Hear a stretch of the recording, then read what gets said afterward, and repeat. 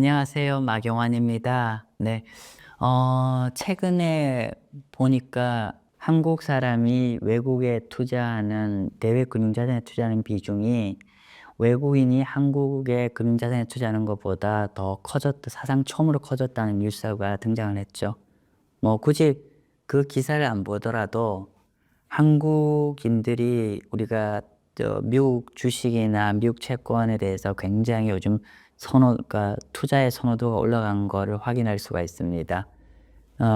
그런데 근데 이제 지난 한 1-2년간의 성과를 보면은 우리가 주식은 한국 굉장히 우리가 표현이 쩔었죠. 성과가 굉장히 부진한 반면에 미국 주식은 굉장히 성과가 좋았고, 반면에 채권은 좀 다른 것 같아요. 채권은 오히려 미국보다는 한국의 성과가 훨씬 좋았습니다. 이건 보통 아시는 분들의 상식과 좀 다른 얘기인데요. 그래서 지난 한 2년간의 성과를, 그러니까 어떤 시장의 성과를 가지고 얘기를 한다면은 주식은 미국, 채권은 한국, 이런 어떤 공식이, 투자의 공식이 좀 성립이 됩니다. 그러면 지난 2년처럼 주식은 여전히 미국이 나을지, 또 채권도 여전히 미국 국채보다는 한국 국채가 더 나을지, 오늘 그 얘기를 좀 하고자 합니다. 그리고 제가 서브 제목으로는 이런 얘기를 했어요. 제가 이제 한 2년 전부터 채권 얘기할 때 항상 제가 드렸던 멘트가 있어요. 채권을 하실 때 만약에 내가 돈이 제한돼 있다라고 하면은 미국 국채보다는 한국 국채를 더 추천드린다고 했는데, 한국 국채를 추천드리는 또 한 가지, 그러니까 성과를 제가 하고 또 한 가지 제가 추천을 드리는 이유는 뭐냐면은, 채권은, 국채는 예금의 대안으로서 역할을 할 수가 있거든요. 그런데 상대적으로 미국 국채는 예금의 대안으로서 역할을 여러 가지 이유 때문에 좀 자리 잡기 어려운데, 한국 국채는 예금의 대안이 될 수가 있습니다. 그래서 서브 제목은 예금하지 말고 한국 국채 하세요라는 제목을 좀 달았습니다. 아무튼 이 모든 거를 얘기하기 위해서는 제가 오늘은 한국의 경제 상황 전망과 한국 국채 전망까지 하는 걸로 한번 제가 좀 조금 더 길게 한번, 좀 길지만은 여러 가지 도움이 되는 얘기를 좀 드리고자 합니다. 먼저 주식시장 볼게요. 자, 주식시장 보면은 본 자료는 어떤 거냐면은 JP 모간의 자료고요. 보면은 이게 밸류에이션 자료입니다. 그래서 지금 여기 먼저 보시면은요, 요게 미국 주식의 밸류에이션입니다. 위에는 포워드 PER, 그러니까 향후 12달간의 PER 데이터고요. 아래는 트레일링, 현재 기준 12달의 PBR, 순자산 가치 밸류에이션인데요. 이 자료를 보실 때 어떻게 보셔야 되냐면은, 여기 보시면은 요 레인지는 지난 15년간의 밸류에이션이 최고 얼마까지 갔고 최저 얼마까지 떨어졌는지, 밸류에이션이 지난 15년간의 밴드이고요. 그리고 이 가운데 파란색 라인은 지난 15년간의 평균 밸류에이션이고, 그리고 이게 녹색이라 해야 되나요? 여기 마름모 녹색은 레이티스트라고 하는데, 여기가 언제냐면은 10월 초, 그러니까 9월 말, 그러니까 최근 한 달 전에 발표되어 있는 밸류에이션입니다. 정리를 하면은 여기 가운데 있는 마름모는 현재 밸류에이션이라고 보시면 되고요. 가운데 파란색 선은 지난 15년 안에 평균선이라고 보시면 될 것 같고, 그리고 여기 회색의 그 레인지는 지난 15년간의 밸류에이션이 어디서부터 어디까지 왔다 갔다 했는지를 보는 자료인데, 먼저 미국 볼게요. 미국 보니까 미국은 지난 15년간의 밸류에이션, PER 밸류에이션의 평균이 한 16배, 17배 정도 되는데 현재 21.5배죠. 사실은 요 측정한 시점이 한 달 전이니까 지금 22배 정도 된다고 봐야 되고, 즉 지난 15년 중에서 현재 PER이 15년 중에 가장 높은 레벨이다 라는 걸 확인할 수가 있고요. 그 다음에 PBR로 한번 볼게요. PBR로 보니까 PBR은 더 놀랍네요. PBR로 보니까 지난 15년간의 밴드가, 미국의 PBR이 쌀 때는 한 1.9배부터 해서 한 4.9배 내지 4.8배까지 있었는데 평균적으로는 3배 수준입니다. 그런데 현재 미국의 PBR은 4.8이네요. 즉 지난 15년간의 PBR 레인지 중에 최상단에 와 있다. 즉 정리를 하면은 미국의 PER이나 PBR 모두 다 밸류에이션상은 지난 15년 중에 가장 비싼 레벨에 와 있다는 게 팩트입니다. 반면 한국 볼게요. 한국은 먼저 PER 볼게요. PER 보니까 10년 평균이 한 10배 정도 되는데 현재 8.6배죠. 싸네요. 그리고 PBR도 마찬가지입니다. PBR도 지금 보면은 1.0배라서 굉장히 밸류에이션이 지난 15년간의 하단 정도입니다. 그러면 한국과 미국 주식은 아주 밸류에이션상 극명합니다.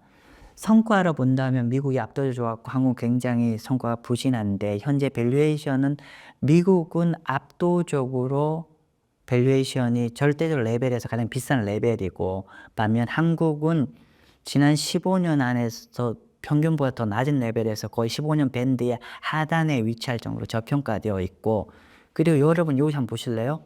여기 옆에 있는 것들 주요 이머징 마켓 국가들의 밸류에이션 밴드인데 어때요? 한국의 PER 볼까요? 지금 8.6배 PBR 밴드 있는 나라가 없네요. 한국만 유일하게 8.6배입니다. PBR 볼게요. PBR 1.0 되는 나라는 홍콩밖에 없어요. 그만큼 한국이 객관적인 주식 밸류에이션상은 굉장히 지금 저평가되어 있다. 제가 이번 시간에 미국 주식이 앞으로 더 갈 거다, 안 갈 거라는 게 오늘의 제 설명의 내용의 방점이 아니라 그냥 한국을 중심으로 제가 설명을 좀 드리고자 합니다. 그러면 한국이 왜 이렇게 밸류에이션 저평가되어 있는데 왜 이렇게 주식이 안 올라가는 거냐라고 했을 때 물론 굉장히 수만 가지 변수를 갖고 얘기할 수 있는데 그중에 최근에 JP모간이 한국 주식이 왜 이렇게 저평가 국면에서 벗어나지 못하는지에 대한 설명을 한 걸 가지고 제가 오늘 간단히 좀 설명 좀 드릴게요. 자, 보면은 먼저 이제 지금 JP모간에서 한국 주식이 왜 이렇게 못 올라가는지에 대한 설명으로는 코퍼레이트 거버넌스, 즉 기업의 지배 구조를 갖고 설명을 하는 것 같습니다. 자, 먼저 볼게요. 요 왼편 차트는 어떤 거냐면은 여기 세로 축은 뭐냐면 이게 payout ratio에서 배당 성향입니다. 배당 성향은 뭐냐면은 내가 순이익을 100원 벌었을 때 이 중에 배당을 몇 프로를 주냐가 배당 성향입니다. 예를 들면 배당 성향이 50%로 가면은 내가 순이익을 100원 벌었는데 50%를 주주한테 주는 거고 나머지 50%는 유보를 하는 거고 예를 들면 배당 성향이 10%로 가는 거는 내가 100원을 버는 거에서 10%만 주주한테만 주는 거죠. 따라서 이 페이아웃 레이시오가 높을수록 주주 친화적인 정책을 한다라고 볼 수가 있는 거고 그 다음에 배당률은 주가 대비한 배당 금액이잖아요. 자, 그런데 페이아웃 레이시오로 봤을 때 한국이 한때 한 10년 전에는 엄청나게 낮았어요. 10%밖에 안 된대요. 즉, 돈 번 거에 10%만 주주한테 줬대요. 근데 한국 좀 많이 개선됐어요. 지금 어떻게 되냐면은 이만큼 한 5% 정도까지 개선이 되었는데 여전히 주가가 높은 나라, 예를 들면 미국이나 타이완보다는 배당 성향이 좀 낮죠. 그러나 어쨌거나 배당 성향이 이전보다는 많이 개선됐습니다. 그래서 이게 그러니까 어떻게 보면은 이제 한국 주식이 계속 저평가 국면이 되고 있다는 거로 얘기하기엔 설명이 조금 약하죠. 이전은 좀 많이 개선되었는데 아마 한국 주식이 가장 저평가되어 있음에 불구하고 주가가 못 올라가는 가장 본질적인 얘기가 오른편인 차트입니다. 저 보면서 깜짝 놀랐습니다. 한번 볼게요. 자, 이건 뭐냐면은 여기 PBR이죠. PBR이 보통 이게 숫자가 낮을수록 주식은 저평가되었다고 하는데 현재 주요 비교 그룹 국가들 중에서 한국의 PBR이 가장 낮습니다. PBR이 1배입니다. 가장 낮죠. 그런데 제가 이 자료 보면 또 깜짝 놀란 게 뭐냐. 한국의 기업의 ROE 뭔지 아시잖아요. 그죠? ROE인데 ROE가 지금 한국 기업은 10%가 안 되네요. 반면 미국의 ROE는 거의 한 20%에 육박합니다. 그러니까 ROE가 이만큼 높으니까 PBR도 이렇게 높게 형성된다라고 보실 수 있겠죠.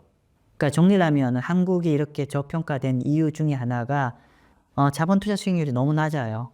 ROE가 너무 낮은 거고 좀 쉬운 말로 하면 한국 기업들이 장사를 너무 못하고 있기 때문에 이렇게 밸류에이션 싼 걸로 해석을 하는 것 같습니다. 그래서 조금 더 보면은 이게 제가 그 한국경제연합회에서 최근에 조사한 자료인데 우리나라의 이자 보상 비율 상장 기업 중에서 이자 보상 비율 1%가 안 되는 기업이 현재 44.7%입니다.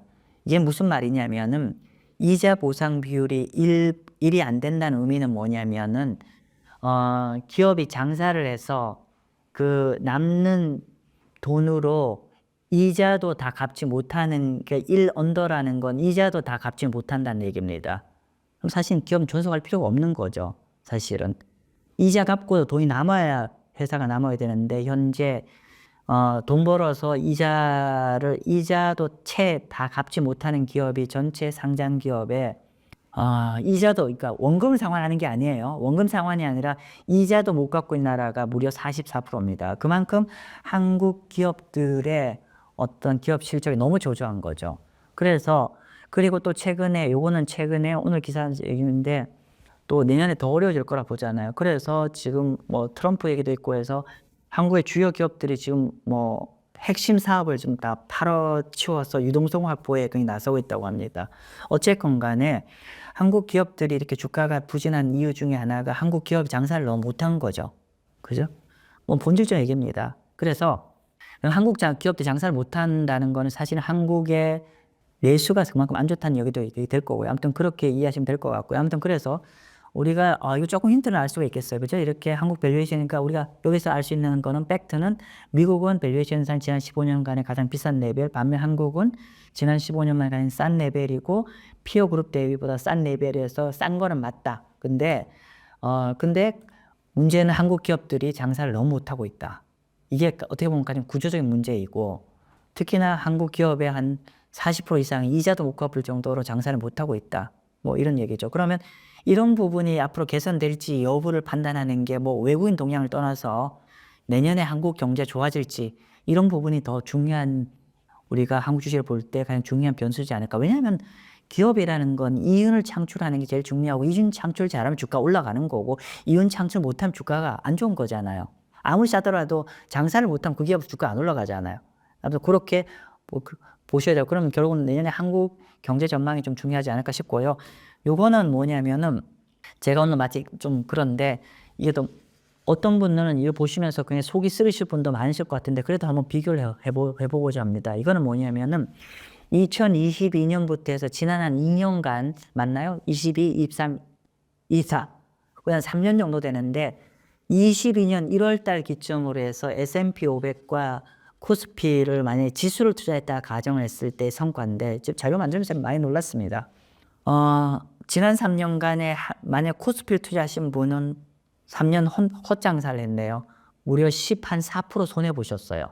반면 미국은 지난 3년 동안에 25% 골랐습니다. 제가 기준 시점을 22년 1월 달로 해서 그런데 만약에 최근 1년을 직전 1년을 작년 11월 달 내지 작년 10월 달로 계산하면은 엄청나게 달라집니다. 보실래요? 만약 작년 10월이나 11월 달로 본다고 하면은 미국은 거의 30-40% 거의 40% 육박하게 올랐고 반면 한국 주식은 똔똔 내지 살짝 깨졌죠. 제가 방금 재밌는 거 생각났어요. 원래 제가 말씀드리려고 하지 않았던 내용인데 지금 S&P 500이 작년 10월 달 대비해서 지금 제가 정확히 계산을 하지는 않았지만 한 30-40% 올랐다고 말씀드렸잖아요. 미국 S&P 500에 투자하지 않고 채권 투자하고 이만큼 오른 게 있어요. 뭘 투자했으면 그만큼 올랐을까요? 한국 장기국채. 한국 장기국채를 동일한 구간에 예를 들면 제가 좀 이따 말씀드리겠지만 타이버 스트립 한국 장기국채를 투자하셨으면 정확하게 작년 10월 달 대비 10월 중순 대비 지금까지 해서 40% 올랐습니다. S&P 500만큼 올랐어요.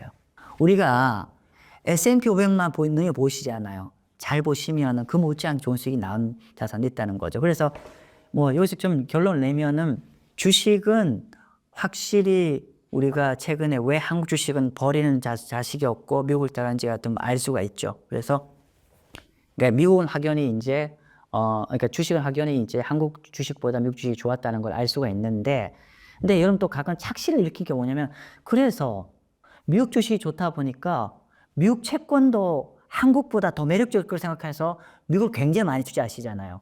그래서 제 유튜브에도 보면은 제가 한국 관련 채권 동영상 보면 별로 안 보셔요. 반면에 미국 관련된 동영상 그 내용이 도움이 되든 안 되든, 그러니까 좋든 안 좋든 간에 굉장히 많이 보세요. 그만큼 미국의 채권도 관심이 많은데, 근데 놀랍게도 결과는 달라요. 보시죠. 자, 채권은 제가 표현했는데, 채권은 한국에 했는데, 보세요. 2년 전만 하더라도, 제가 미국 국채 금리가 더 낮았고, 한국 국채 금리가 높았는데, 지금 결론적으로 이제 3년 흘러서 어떻게 됐죠? 미국이 한국보다 무려 금리가 한 1% 이상 더 높게 형성이 되었죠. 제가 제 유튜브 동영상 좀 오래 보신 분은 다 아실 거예요. 제가 1, 2년 전부터 계속 말씀드린 게, 둘 중에 하나를 선택하라면 저는 한국 국채를 선택한다고 말씀드렸어요. 바로 이것 때문에. 자, 보세요. 지금 최근 1년간 한국 국채 금리는 저점을 찍고, 물론 미국과 연동해 좀 같이 움직였지만 그래도 고점 계속 아래로 떨어지고 있는 중이죠. 반면 미국은 어떻게 했죠? 사이드웨이로 가지고 있죠. 근데 여러분 이거 아세요? 채권 어렵다고 하는데 어렵지 않아요. 채권 금리를 뒤집으면 채권 가격입니다. 즉 이렇게 우하향으로 떨어졌다는 거는 한국 국채를 투자했던 분은 우상향으로 가격이 올랐다는 얘기고요. 미국 국채를 투자했던 거는 이렇게 박스권에서 갇혀 있었다는 얘기를 할 수가 있겠죠. 그래서 아까 제가 말씀드렸는데, 아까 제가 최근 1년간에 미국 주식 S&P 500 투자했으면 한 30~40% 수익 났다고 아까 보여드렸잖아요. 자, 한국 국채 한번 보여드릴게요. 볼게요. 자, 보세요. 이 자료는 어떤 거냐면, 이거 국내 상장되어 있는 타이거, 미래에셋자산의 타이거 스트립 채권인데, 그러니까 국내 상장 타이거 스트립 채권 ETF인데 한국 국채 30년과 미국 국채 30년을 동일한 시점을 비교를 했어요. 참고로 왜 마 대표 여기 26년, 23년 6월 달부터 비교했어라고 하면은 요때 국내 상장 요 타이거 스트립 채권 펀드가 나왔기 때문에 요때부터 비교를 한 건데, 뭐 어쨌건 간에 한번 볼까요? 화학. 둘 다 듀레이션은 28년 내외입니다. 그런데 미국 30년 스트립 채권 한국 되게 많이 투자하거든요, 한국 분들이. 근데 1년 반 동안에 마이너스 20% 깨졌죠. 근데 한국 볼까요? 동일한 물건에 한국을 투자하면 무려 25% 올랐어요. 그러면 동일한 듀레이션, 동일한 기간에 미국과 한국을 투자했을 때 1년 반 동안의 성과 차이는 무려 45% 차이 납니다. 이걸 뒤집어 얘기할까요? 아까 주식 성과랑 한국과 미국의 주식 성과와 완벽하게 반대로 가죠. 그죠? 미국은 이만큼 한국이 오히려 깨졌잖아요. 주식이 그렇잖아요. 반면에 채권은 어떻게요? 채권은 완전히 반대입니다. 미국이 이렇게 깨졌고 한국이 이만큼 올랐어요. 그리고 구간을 아까 최근 1년 잘라볼게요. 한국 30년 스트립 채권 볼게요. 여기잖아요. 작년 10월, 11월 여기거든요. 그래서 제가 이거 사실 오늘 제가 저 채권 클래스 하거든요. 시정 클래스에. 그 분들한테 설명드리고 자료를 1년짜리 만들었는데, 저도 만들어 봤어요. 얼마? 40% 났어요. 1년에. 한국 장기국채 이제 40% 났어요. 그래서 여러분들이 오로지 미국 주식만 보는, 근데 밸류에이션 부담되지 않아요. 근데 조금 고민해 보시면 이런 훌륭한 투자처도 있었다라고 말씀드리겠습니다. 그래서 오늘 제가 지금까지 설명드린 거는 여러분들의 어떤 뭐라 해야 되나요? 고정관념 좀 탈피하십시오라는 말씀입니다. 결론적으로는 지난 1, 2년 동안 결과적으로는 주식은 미국, 채권은 한국, 이렇게 되는 형국이었고, 그리고 한국 채권을 가지고도 굉장히 미국 주식 못지않게도 매력적인 성과를 만들었다는 건데, 자, 이런 거 지금까지는 그랬는데 앞으로 어떻게 될지 이제 설명드리겠습니다. 그러려면 중요한 거는, 제가 오늘 한국 중심으로 말씀드린다 했잖아요. 그러면 한국 경제가 앞으로 어떻게 될지를 아셔야 계속 미국 주식, 한국 채권 이 라인으로 계속 할 수 있는지 여부를 알 수가 있죠. 제가 다음 시간에 그 자세히 설명 좀 드리도록 하겠습니다. 다음 시간에 한국 경제 자세하게 좀 설명 드릴게요. 네, 감사합니다. 네, 안녕하세요. 마경환입니다. 지난 시간에 제가 여러분들이 잘 몰랐던 한국 국채의 어떤 그동안 원더풀한 성과를 말씀을 드렸는데, 앞으로도 이렇게 한국 채권의 성과가 중장기로 좋을지를 가늠하려고 하면은, 또는 하나 더 있었죠. 한국 주식이 계속 힘들었잖아요. 그럼 한국 주식도 앞으로 계속 힘들 건지, 또 한국 채권 앞으로 계속 잘 나갈지 여부를 우리가 알려고 하면, 결국은 그게 한국 경제가 2025년에도 어떻게 될지를 우리가 가늠해 보는 게 중요한 것 같아서, 뭐 오늘 제가 제한된 시간에 많은 얘기는 못 드리지만 간략하게나마 한국 경제 우리가 어떻게 바라봐야 되는지 좀 설명 좀 드리도록 할게요. 자, 첫 번째는 뭐 우리 이미 다 주시하시는 바입니다. 지금 한국 경제 계속 내년에 좀 더 둔화가 될 것 같아요. 그죠? 자, 먼저 보면은 최근에 이제 IMF에서 발표를 했죠. IMF 발표를 했는데, IMF가 원래는 이제 24년도 금년 성과를 원래 전망을 한 달 전만 하더라도 2.5% 기존 2.5% 금년 성장을 하려고 했는데, 지금 뭐 한두 달밖에 안 남았는데 불구하고 또 수정으로 금년도 전망 2.2%더 낮췄어요. 그러면서 내년도 전망을 기존 2.2에서 2.0으로 줄였어요. 이거 한 달만 내린 거예요. 그죠? 그리고 이게 그러니까 IMF만 그런 게 아니라 KDI, 한국개발연구원에서도 최근에 내년도 전망을 2.1에서 2.0으로 떨어뜨렸습니다. 그래서 이게 주요 연구기관들이 내년의 성장률 전망을 한 2% 수준으로 얘기하고, 오늘 제가 이후에 또 소개해드리겠지만은 골드만삭스나 모건 스탠리 같은 경우는 한국 성장률을 1%대 전망을 하고 있습니다. 그러면서 이번에 IMF가 제시한 게 뭐였냐면은, 트럼프 집권이 되면서 관세 정책 이런 것 때문에 경제 우리가 예상한 것보다 더 업사이드보다는 하방 리스크가 더 커 보인다라고 얘기했고, 특히나 이런 위기가 더 이렇게 확대된다고 하면 1%대 성장 우려도 있다라고 얘기하죠. 그러면서 IMF 측에서 제시한 거는 뭐냐면은, 불확실성이 계속 커지고 있기 때문에 점진적 금리 인하가 필요하다라고 얘기를 했었어요. 그죠? 그래서 어쨌든 간에 전 세계 주요 투자은행이나 국내의 국책기관에서는 내년 성장률 한 2% 정도로 보고, 또 몇몇 군데는 1%대로 보고 있는데, 추가로 내년 성장률이 더 둔화될 가능성이 더 높아진다는 게 현재의 전망이고요. 좀 우리가 이걸 강론별로 본다고 했을 때, 일단 우리가 체감하는 게 뭐죠? 일단 내수. 그죠? 한국 내수 되게 힘들잖아요. 한번 볼게요. 먼저 내수 증가, 민간 소비 보면은 이 상단에 있는 그래프인데, 코로나 팬데믹 전에 한 3년, 2017년부터 19년까지 평균 민간 소비가 한 2.8%, 한 3% 정도로 증가를 했는데, 와, 자료 보면서 제가 암담하네요. 최근 1년 반 동안은 내수 성장률이 거의 1%입니다. 내수가 안 는다는 거죠. 이거 굳이 긴 얘기 하지 않아도 알잖아요. 우리 사업하시는 분들 너무 힘들잖아요. 뭐 제가 자문사를 하니까 실제로 저희 사업하는 고객들 많이 오시거든요. 너무 힘들다는 거예요. 실제로. 그래서 뭐 우리가 내수가 힘들다는 얘기는 굳이 많은 얘기를 하지 않아 너무 잘 아실 거예요. 특히나 건설업이 거의 완전히 망가지고 있잖아요. 그리고 최근에 뭐 유통 관련된 회사들, 뭐 L모 회사가 유동성 위기에 등장한다. 다 이런 것들이 다 마찬가지거든요.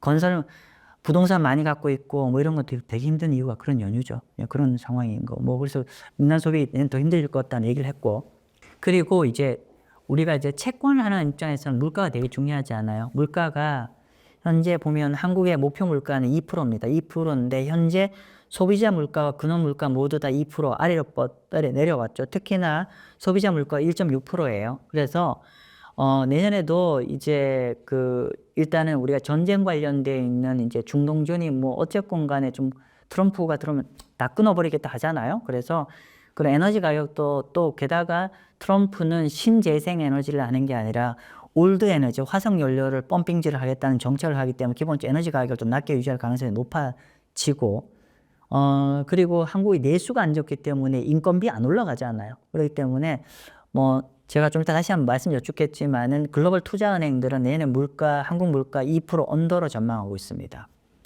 그리고 방금 이거는 뭐 어떤 그러니까 한국의 어떤 내부적인 경제와 물가 전망을 했는데, 사실 진짜 걱정은 우리가 대외 여건이잖아요. 그죠?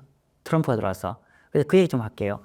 일단은 뭐 제목이 이미 다 나왔습니다. 악화되는 대외 여건. 보면 왼편에 있는 슬라이드는 뭐냐면, 이건 IMF에서 발표한 2024년도 그러니까 주요 경제 블록별로 금년도 전망과 내년 성장률 전망인데 어떻게 보면 우리나라에 가장 큰 영향을 주는 두 권역이 있잖아요. 어디죠? 미국과 중국이잖아요. 근데 미국과 중국 모두 다 성장률이 금년보다 둔화가 됩니다. 뭐 중국은 우리가 계속 둔화되는 거 다 아실 거고 미국도 지금 IMF 전망에 의하면은 보시면은 한 3%, 2% 후반대에서 한 3% 정도 금리 성장을 했는데 내년에는 2% 전후로 성장률이 둔화될 거라 전망하고 있습니다. 즉 기본적으로 한국은 대외 무역 갖고 먹고 사는데 우리의 카운티 파티의 경제가 둔화가 된다는 거는 그만큼 우리한테 불리하죠. 근데 여기에 드디어 더 큰 장벽이 등장했죠. 뭐? 도널드 트럼프의 관세 정책이 등장했죠. 그래서 도널드 트럼프가 뭐 IRA 보조금 철폐한다든지 이런 건 논외로 하고 지금 관세만 보더라도 한국이 도널드 트럼프의 관세 정책의 메인 타겟 중에 원 오브 댐일 가능성이 높다라고 봅니다. 왜 그런지 볼게요. 이 자료는 TS 롬바디아 자료입니다. 제가 보여드린 자료는 더 거의 최신 자료입니다. 보면은 여기 보실 때요. 여기 빨간색 차트와 옅은 보라색이라 해야 되나요? 여러분 보라색이 보면 여기 있어요. 이 빨간색은 이 주요 국가들이 중국으로 수출하는 물량의 비중이고 이 옅은 보라색은 미국으로 수출하는 물량입니다. 자, 그래서 보면은 미국으로 결국 도널드 트럼프 정책의 메인 타겟이 되는 거는 미국 입장에서 자기 나라한테 그러니까 수출을 많이 하고 수입을 많이 한 나라가 메인 타겟일 거잖아요. 중국은 논외로 할게요. 중국은 당근이니까. 중국 말고 누가 타겟이 많을까? 자, 첫 번째, 멕시코. 당연하겠죠? 그 다음에 베트남. 그 다음 어디냐? 어딜까요? 사우스 코리아입니다. 그리고 타이완. 정리를 하면은 지금 보면은 한국이 미국 수출한 물량 굉장히 많죠. 이렇게 많습니다. 그래서 도널드 트럼프 정책의 관세 정책의 타겟은 중국을 제외하고는 멕시코, 베트남, 사우스 코리아, 타이완. 근데 타이완은 조금 다른 것 같아요. 타이완은 TSMC라든지 미국의 어떤 전략적으로 필요한 거라서 타이완은 우리보다 좀 나은 국면인데 3개국 멕시코, 베트남, 사우스 코리아가 미국의 관세 정책에 가장 큰 좀 오염을 겪을 여지가 높다라고 봅니다. 그래서 결론적으로는 한국의 대외 여건, 그러니까 주요 교역 파트너들의 경제가 둔화가 되는 측면도 좀 부정적이고 여기에다가 도널드 트럼프의 관세 정책에 원 오브 중요한 타겟이 될 가능성이 높아서 수출에 또 어려움을 끌 것 같다. 그래서 내내 더 경제에 더 하방 리스크가 있을 거라는 게 일반적 전망이죠. 자, 지금까지 이렇게 얘기하면은 제가 이제 이렇게 얘기를 하면은 제가 댓글을 유심히 봤는데 댓글 어떤 얘기를 하냐면은 한국 국채를 투자하지 않는 이유는 알겠어, 마 대표. 한국 경제가 더 안 좋아진 건 알겠어. 그래서 당신이 한국 채권을 더 투자하라고 얘기하는 건 알겠는데 근데 걱정이 뭐냐면은 지금 환율 저렇게 많이 뜨고 있잖아. 그러면 나중에 우리가 IMF처럼 가면은 환율 폭등하면 외국인들이 갖고 있는 한국의 주식, 채권을 다 투매를 하면 한국 채권 가격이 폭락하지 않을까라는 우려를 제기하는 분들이 되게 많으세요. 근데 결론부터 얘기하면은 그건 저는 개인적으로 기우라 생각합니다. 그렇게 걱정을 하지 않으셔도 된다 생각합니다. 한국은 절묘한 나라입니다. 외국인 입장에서는 속된 말로 돈이 안 뜯길 정도 되면서도 경기 나쁜 나라예요. 한국이 자랑할 수 있는 게 뭐냐고요? 이거요. 대외 검전선입니다. 한국은 표현이 그런데 좀 이렇게 뭐라 하나 늙은 돈 많은 남자? 표현이 맞는지 이런 거죠. 돈은 많아요. 근데 생산에 탄력은 없어요. 그게 어떻게 보면 한국의 경제 같은 느낌이에요. 볼게요. 한국이 돈이 많은지. 자, 대외 건전성이에요. 일단은 우리 경제 어렵다고 하지만 보세요. 지난 2년 동안에 흑자 계속 많이 내고 있어요. 왼편 차트 보시면 흑자 규모입니다. 결과적으로 지난 2년간의 한국 경제를 떠받친 거는 뭐냐면 순수출입니다. 수출을 많이 하면 결국 우리나라의 금고에 돈이 많이 더 쌓이는 거죠. 지금 직관적 얘기를 하면은. 그렇게 해서 지난 2년간의 한국 경제를 떠받친, 내수가 안정을 떠받친, 경제가 안정을 떠받친 거는 이렇게 해외 수출을 많이 해서 흑자를 많이 수출됐던 거고 그 결과로 우리나라의 대외 순자산입니다. GDP의 거의 국내 총생산의 50% 정도로 해외 순자산을 갖고 있어요. 굉장히 돈 많은 겁니다. 굉장히 돈 많은 겁니다. 그래서 이게 참고로 전 세계에서 제일 해외 순자산이 많은 데가 어디냐면 일본이거든요. 일본이 해외 순자산이 한 7, 80% 됩니다. GDP 대비 순자산이 50%는 굉장히 높은 겁니다. 그래서 우리가 지금 이제 1,400억 원치 되니까 막 그럼 두려움이 있는데 그런 걱정 그렇게 안 하셔도 됩니다. 일단은 환율은 우리만 달러 약세를 간 게 아니라 전 세계 대다수 나라가 달러 대비 약세를, 물론 우리가 조금 더 약세를 한 건 맞지만은, 그러니까 우리만 이 방송용으로 만들면 독고 다이로 나빠지면 문제가 되는데 그게 아니라는 거예요. 같이 나빠진 조금 더 나빠진 거기 때문에 큰 문제가 안 되고, 특히나 본질적으로 얘기를 하면은 대외 건전성이 너무 낮기 때문에 한국에 있는 모든 자산을 투매하고 나갈 가능성 굉장히 낮다. 그리고 또 하나, 내년 11월 달에 WGBI 인덱스가 들어오지 않아요. 그죠? 그 얘기는 안 해도 말씀드릴 겁니다. 그러면 결국 한국 경제를 얘기하면은 활력은 계속 떨어지는데 기본적으로 버틸 수 있는 집안의 재산이 많아요. 그러면 채권 하시는 투자자 입장에서는 제일 땡큐입니다.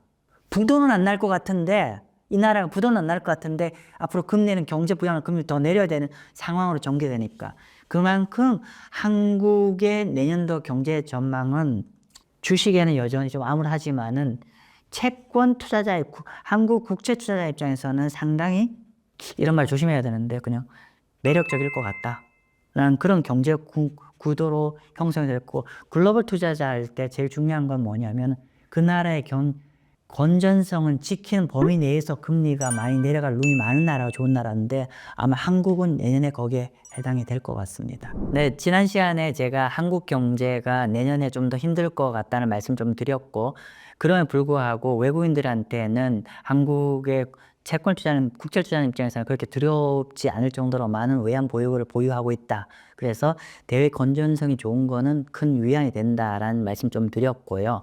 자, 그래서 이번 시간이 하이라이트일 겁니다. 1편, 2편 보죠. 3편 또 비슷한 얘기 하지 아닙니다. 제일 중요한 거, 채권 투자자라면 이번 3편 꼭 보셔야 됩니다. 무슨 말이냐? 자, 지난 시간까지 제가 한국 경제를 얘기했는데, 그러면은 결국은 채권 시장의 영향은 어떨지에 대한 것들 좀 설명을 좀 드릴게요. 자, 결국 채권 시장, 한국 국채 금리에 영향을 미치는 거의 출발점 뭘로 우리가 제가 설명을 시작해야 되냐면, 한국은행의 기준금리 정책금리를 가지고 설명하면은 한국의 시장금리 전망도 우리가 유추를 할 수가 있고, 거기에 따라서 한국 채권의 중장기 투자의 어떤 매력도가 여전한지를 우리가 판단할 수 있을 것 같습니다. 자, 그러면 한국은행 정책금리 전망부터 한번 설명드려볼게요. 자, 보시는 슬라이드는 어떤 거냐면은 요게 지난 한 14년간의 요 흰색은 한국의 정책금리, 한국은행 금리입니다. 그죠? 그래서 2022년도에 한국의 정책금리가 거의 0% 근처에 있다가 3.5까지 갔다가 0.25를 내려서 3.25까지 내렸죠. 그죠? 오케이. 자, 그리고 요 밑에 슬라이드는 뭐냐면은 실질 기준금리입니다. 실질 기준금리는 어떻게 계산하는 거냐면은 조금 너무 투머치 아카데믹 하더라도 여러분 좀 봐주십시오. 도움이 되실 거니까요. 자, 정책금리가 있죠. 정책금리 현재 3.25죠. 3.25고, 그죠? 3.25입니다. 어제 연필 잘 안 되는데 3.25고, 3.25에다가 3.25%에서 지금 정책금 3.25%죠. 3.25%고, 여기가 실중 기준금리인데 정책금리에서 뭘 빼냐면은 인플레이션이 현재 1.6이에요. 1.6%를 차감하면은 현재 실질 기준금리가 나오는데, 여기가 현재 얼마냐면 이렇게 1.95%입니다. 지금 제가 얘기를 길게 했는데요. 그러니까 실질 기준금리는 어떻게 계산하냐면은 명목 정책금리에서 물가 상승률을 차감하면은 실질 기준금리가 됩니다. 즉 실질 기준금리가 1.9라는 얘기는 뭐냐면은 물가 상승률보다도 정책금리가 1.9% 너무 금리를 많이 올라가 있다는 얘기입니다. 즉 실질 기준금리가 높다는 거는 경제의 브레이크가 그만큼 세게 걸리는 레벨이라고 보시면 될 것 같아요. 왜냐하면 물가보다 더 금리를 더 올려놨으니까요. 그죠? 그만큼 물가보다 브레이크를 더 올려놨어요. 그만큼 브레이크가 더 많이 걸리는 레벨이라고 이해를 하시면 될 것 같고요. 근데 현재 이 브레이크 걸린 레벨이 조금은 안 좋은 것 같아요. 볼게요. 이 브레이크 걸린 레벨을 볼게요. 1.95잖아요. 실질 기준금리가. 보세요. 1.95 언제 있었는지. 지난 10년 안에.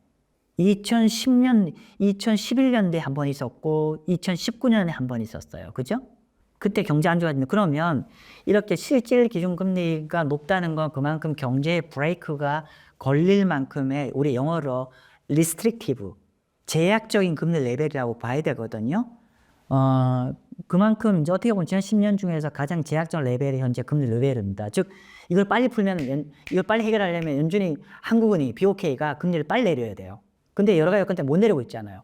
자, 그래서 과거에 이 정도로 실질 금리가 높았을 때의 과거 사례를 한번 볼게요. 그게 언제냐면은 좀 지우고 가겠습니다. 그게 언제냐면은 바로 보시면은 2011년, 12년 레벨이 보시면 여기가 이 당시에 정책금리, 그러니까 실질 기준금리 레벨이 1%대 중후반이었죠. 이때가.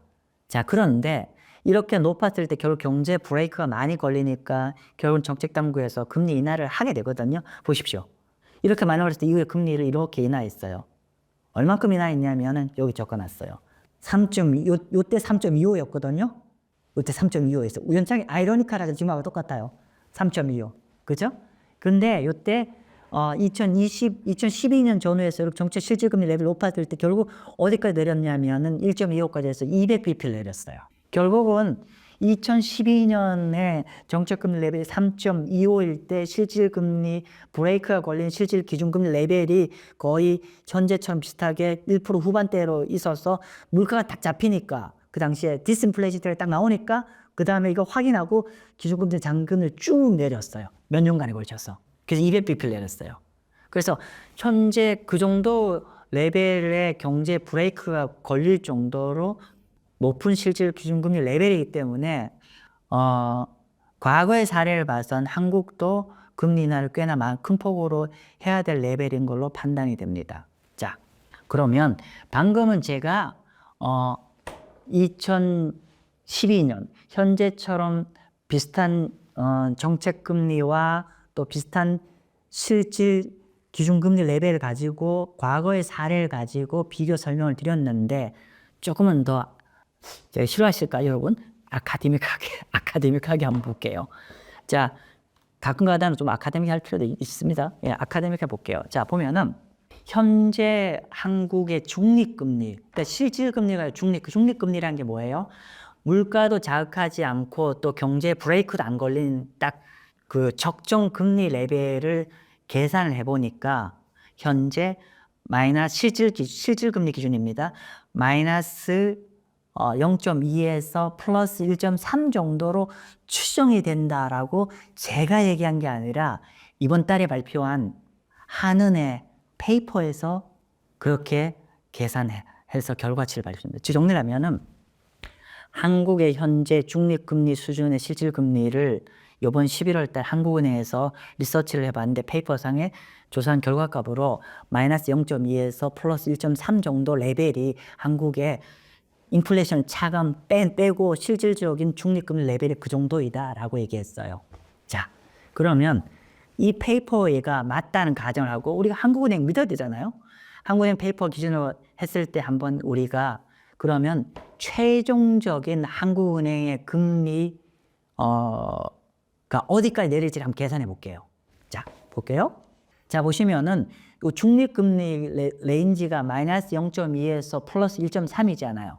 그러면 요거의 가운데 값이 얼마냐면은 플러스 0.55 정도잖아요. 그죠? 그러면 실질 중립금리에다가 여기다 물가를 얹으면은 최종 한국은행 금리가 어디까지 내려갈지를 예측할 수가 있거든요.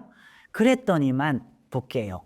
지금 한국은행의 물가 목표가 2%거든요. 그럼 2%까지만 간다라고 하면은 현재 중립금리가 한국은행 계산 중립금리 0.55에서 중위값 0.55에서 2% 얹으면 2.5% 내외잖아요.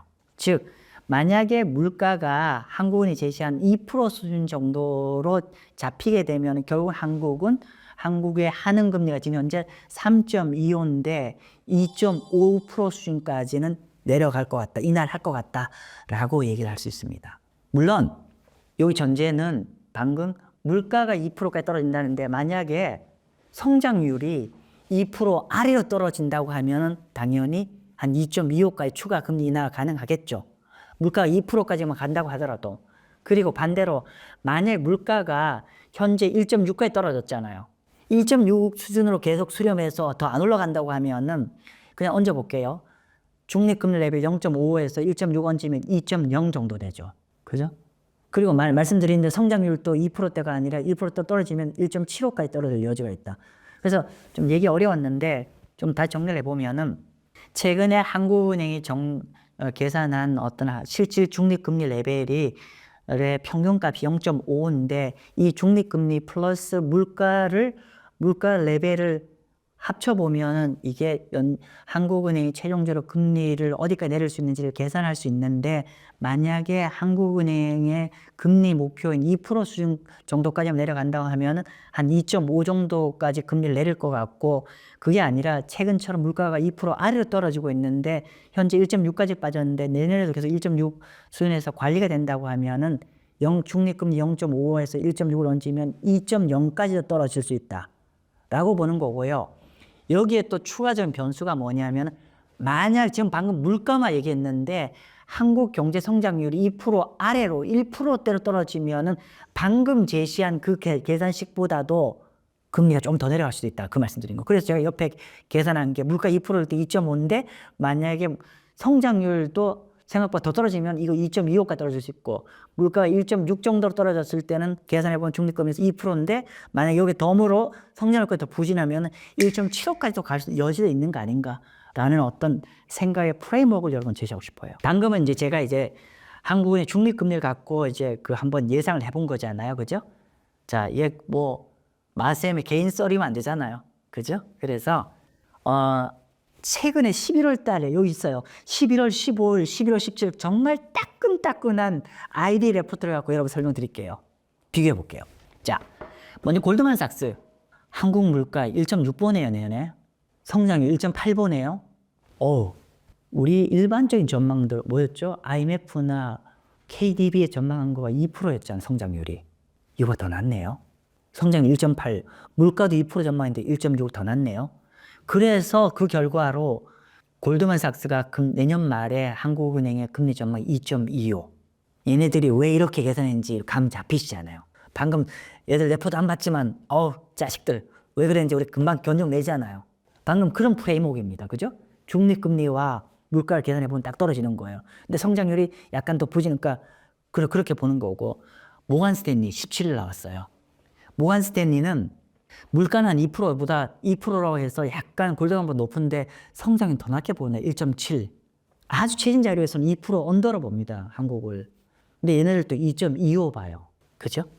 그리고 KBI 11월 달 발표한 자료 성장 2%죠. 물가 1.6이죠. 거의 컨센서스가 2% 아래로 물가 아래로 떨어지는 거고 GDP도 2% 성장률 아래로 떨어질 가능성이 높다라고 봅니다. 아무튼 이렇게 골드만이나 모건 스탠리가 물가나 성장률 다 2% 아래 성장을 전망하고 있고 현재 이 기준금리 전망 2.25까지 보고 있습니다. 사실 참고로 이거는 마켓의 컨센서스보다 낮아요. 현재 마켓의 컨센서스는 얼마냐면은 2.5에서 2.75 봅니다. 근데 그거 더 낮아요. 방금 얘기한 제가 골드만이나 모건 스탠리 얘기와 그 앞전에 제가 한국은행 중립금리 레포트를 반영한 걸로 계산한 걸 같이 한번 묶어서 한번 보여드릴게요. 자, 보세요. 자, 먼저 지금 방금 말씀드린 현재 기준금리 3.25인데 만약에 우리 중립금리 0.55로 계산했을 때 물가가 2% 정도, 아까 0.5잖아요. 0.5에서 물가 2% 얹으면은 최종금리 2.5로 보는 거고 0.5에서 물가 한 1.6으로 보면은 대충 한 2% 정도 한국 정책금리가 떨어질 것 같고, 그죠? 그런 거고. 그 다음에, 그러면은 현재부터 지금 3.25니까 만약에 2.5까지만 중립금리가 떨어진다고 하면 얼마 떨어지죠? 75bp 0.75가 떨어지는 거고, 만약에 물가가 1.5까지 떨어진다고 2% 하면은 현재보다 125bp가 떨어지는 거고, 글로벌 투자은행들 견해로 본다고 했을 때 현재 3.25인데 2.25를 본다는 건 100bp 1%가 떨어진다는 견해입니다. 그죠? 그리고 아까 말씀드린 우리가 케이스 스터디 했죠. 언제? 지금처럼 실질 금리가 높았던 레벨이 2011년, 12년 때 케이스 스터디에 그때를 반영해 본다고 하면은 한 150bp, 한 1.75까지 떨어질 수 있다. 왜냐하면 성장까지 동시에 둔화가 되면은. 이렇게 우리가 지금 말씀드린 거는 다들 경우의 수를 다 갖고 여러 가지 얘기를 했지만은 어쨌건 간에 이 모든 것들이 현재 마켓에서 반영되어 있는 금리 레벨보다 더 낮습니다. 보세요. 지금 이게 글로벌 투자은행들이, 그러니까 글로벌 투자은행이 아니죠. 한국의 국내 기관이나 해외 기관들 동시에 전망한 현재 내년 말까지의 한국의 정책금리 레벨이 현재 3.25인데 한 2.5 정도로 반영이 돼 있어요. 근데 방금 말씀드린 대로 현재 물가 전망이나 성장률 전망이나 이런 거를 반영한다고 하면은 시장에서 반영되어 있는 말의 2.5보다는 더 내려갈 가능성이 높다라고 봅니다. 그러면은 우리가 뭐 한국은행이 이거 뭐 3.25, 2.5 얼마 뭐 내려봤자 얼마 안 못 내릴 거고, 그럼 시장금리도 얼마 못 내리겠지. 뭐 그럼 별로 먹을 게 없겠는데 제라고 보시는데, 만약에 시장의 예상과 달리 금리를 더 많이 내려야 된다면은 국채 금리는 생각보다 더 많이 내릴 수 있습니다. 즉 정리하면은 한국 채권 굉장히 매력적일 가능성이 더 높다는 그 말씀 드리는 거고요. 그리고 아주 단기적으로는 제가 미국 채권도 그 매매에, 그러니까 제가 또 이런 혼란을 주면 안 되는 거니까 미국 채권도 단기적으로 한 1년 내외 정도 매매 차익 목적으로 여전히 매력적이고, 그런데 좀 더 긴 호흡으로 쭉, 뭐 1년도 좋고 그 이상을 쭉 본다고 했을 때 한국 경제는 계속 좀 둔화가 되고 있고 물가 잡히고 있고 오히려 디플레이션 압박이 더 강한 상황이기 때문에 한국은 계속 말씀드립니다. 단기적 좋고 중장기적으로도 굉장히 매력적인 상황이라는 거 말씀드리고, 사실 주식은 반대 얘기해야 되겠죠? 그런 국면이고, 그리고 아까 제가 처음에 제가 오늘 3편 찍고 있는데 1편에 서두에서 말씀드린 게 있어요. 한국 국채는 한국 예금의 대안으로도 충분히 매력적이다. 그 말씀 좀 드리고 싶습니다. 왜냐하면 우리가 성장률이 계속 둔화된다는 건 예금 금리가 떨어진다는 얘기거든요. 그러면은 미국 국채는 설령 금리가 쭉 내려간다고 하더라도 환율이라는 변수도 있기 때문에 투자 상품의 성격이 너무 강하죠. 근데 한국 국채는 고민할 게 뭐 있어요? 오로지 금리만 보면 되는 거고, 그리고 금리 내려가는 게 또 왔다 가는 게 부담스럽다고 하면 그냥 국채를 개별채권 딱 사놓으면은 확정 금리잖아요. 근데 경제 둔화되는 거가 생각하면 이후에 경제가 둔화돼서 금리 내리면 예금 금리 쭉 내려가니까 롤오버 할 때마다 예금 금리는 또 떨어져서 예금 투자자는 더 금리 먹을 게 아무것도 없네지만은 국채 투자자는 그렇게 금리가 떨어지면은 이미 확정 금리에다가 금 떨어지는 거에 따라 채권 가격도 올라가고 비과세잖아요. 그래서 제 주위에 제 지인한테 얘기합니다. 제발 예금하지 마시고요. 그냥 한국 국채 투자하시라고. 예금에 대한 한국 국채입니다. 라고 다시 한번 말씀드릴게요. 아무튼 제가 결론적으로는 지난 2년간도 한국 채권이 매력적이었고, 앞으로도 저는 개인적으로 예금하시는 분들한테는 너무너무 좋은 매력일 거고, 또 투자 관점 접근하더라도 한국 채권 여전히 매력적이다는 결론을 드리면서 오늘 마치도록 하겠습니다. 네, 감사합니다.